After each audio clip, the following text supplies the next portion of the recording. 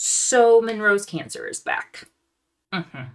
So for those of you who don't know, Monroe, who is my orange cat, had mast cell tumors along his neck and on his face that he had to have surgically removed. They were able to remove everything, but unfortunately his mast cell tumors are back, which means this is probably a little bit more systemic than we thought. So with his tumors being back, with his cancer being back, that means that we have to really kick some serious butt with the cancer. So I saw his specialist today and I was very, very nervous. I was nervous that she would not want to try anything with him. I told her today I really just, with his age, with the fact that he's a pretty strong cat, he has a really good temperament. He's a trooper. I was like, the more that I researched mast cell tumors, the more I wanted to fight for him.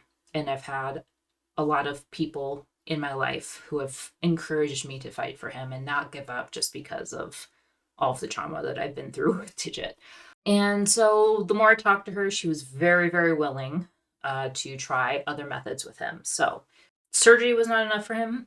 So we're going to have to go a more aggressive route, and we're going to try chemotherapy in addition to a steroid. So we are trying a chemo drug that is called Palladia. It is very well tolerated in cats. It's not super well studied with cats, but it has shown some pretty encouraging results for them and their mast cell tumors. So we are giving that a shot. With the fact that his cancer is so aggressive, we are expecting him to also need radiation in the future, depending on how he responds to the chemo. This is where it gets a little bit more complicated, and this is where I might need your guys' help if you are able to. Here's the problem with radiation. It's not the radiation itself that's the problem. It's the fact that I am in a radiation desert. So the closest radiation hospital is 3 hours away from me. And depending on what duration of radiation he needs, he's going to need either radiation every day for a week, or he's going to need radiation once a week for a month. And with it being 3 hours away, either way, that trip is going to be a lot. And I can't do a constant back and forth. That's just not going to happen. I will be taking him most likely to OSU in Columbus for his radiation if we go that route, which means I will need a place to stay in Columbus that is relatively safe and where I can keep my cat with me. So if you guys know any Airbnbs, any locations that are somewhat affordable for me to stay, that would be really appreciated. You can reach out to me at my email. I do have that listed in my profile somewhere. If you can't do that, I'm sure that you can find a way to reach me in some kind of direct messages somewhere in some way. In terms of money and donations, I hate asking for them. So I'm not necessarily asking for them. However, if you feel inclined or obligated to send any kind of money, I prefer my Ko-fi page, however you pronounce it. I have that in my link tree, which is in my bio. It is everywhere. I try to make it as easy as possible to find. Please don't feel obligated or forced. If you cannot give anything, that is fine. And no matter what, I will get the money somehow. If I have to get a second job, if I have to sell more paintings, I will figure it out. He is my responsibility. If you feel inclined, though, it is there. It's a lot, but we are going to do our best. We're not giving up. He's young. He's strong. We're just going to do our best. And so right now we are just trying the Palladia and prednisolone route.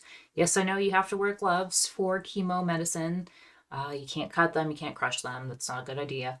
Yeah, we will see how he does. I will keep you guys posted on how all of that's going. Just keep in mind his prognosis is guarded, so we don't know how he's going to respond. I don't know how much of a chance he has, but we are going to try. So just any kind of positive support is appreciated in any form. I love Monroe very much, and this has been a journey with him. So he's a very good boy. and I love him very much, and I'm not ready to lose him yet. So we are just gonna fight for him and see where that goes, and maybe maybe a good thing will happen. And when you have an animal in this sort of situation and you don't know how much longer they have, you do have to prepare for the worst, hope for the best. And in a situation like this, you really just make really good memories with them, make sure that they're thriving as much as possible, make sure they're comfortable. His happiness and his comfort are my top priority. So if I feel at any point this is lowering his quality of life to a point of, misery every day, I will have to revisit some things. But the good thing is, cats seem to tolerate chemotherapy very well, better than humans and dogs, I'm pretty sure. So we should be okay. But, you know, I'm praying, I'm hoping, I'm making memories with him. He was sassing me on his buttons today. He may have tumors. He doesn't know what the heck they are. He just knows a lot of people keep poking at his neck and he doesn't appreciate it. But is what it is. He's a good boy.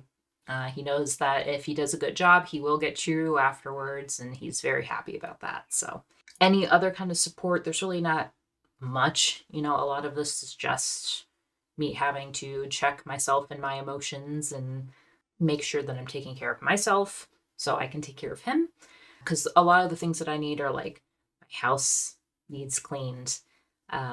There's a leak somewhere in my house, and all of my floor in my hallway is completely destroyed from it. So I have somebody coming tomorrow to help me with that. I'm gonna have to get new flooring, and I just have a lot of fun adult responsibilities that I have to take care of in addition to a cat with chemo. It's a lot, but I love him very much. And we're gonna try, gonna fight for him for, as long as we can, as long as he's comfortable. So I just wanted to let you guys know what was going on. I'm gonna go clean my house. I have a lot of things I have to do. I have to clean. I have to organize some stuff. I have to do some plant chores. Wait, no. This plant needs watered. So I gotta water her. I have some other plants up there that I have to water, so I have to do some plant chores today. All right, I'm gonna go. I will keep you posted on what's going on, and thank you guys for everything, for all of your support all the time. Be nice to your cats. Don't force them to do anything that they don't want to do, and be nice to other people.